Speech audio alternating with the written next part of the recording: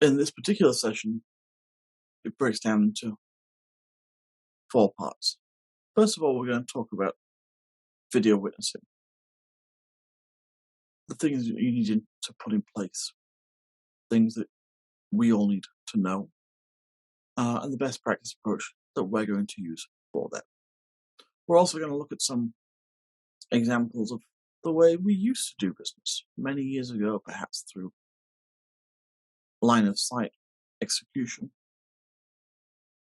that's well approved and of which there's a plethora of examples in the case law.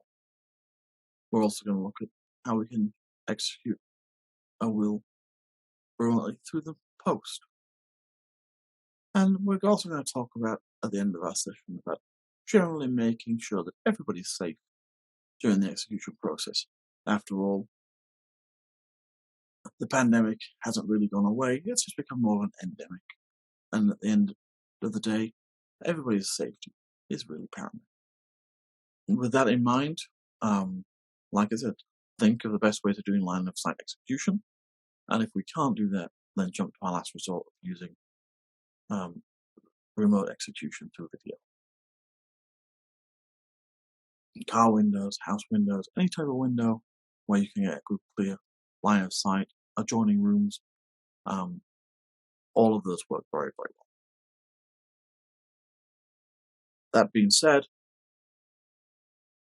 I'm sure at some point we'll have a full debate to discuss all of the lessons we've learned during the pandemic, and we'll get an update of the Wills Act.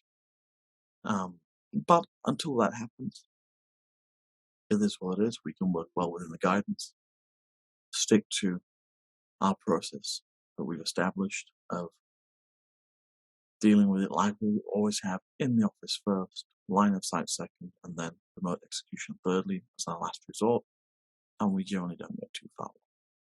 Now, it might be that you only ever do 1 or 2 of these in a year, but at least now we know how to do it and the methodology of putting it into best practice.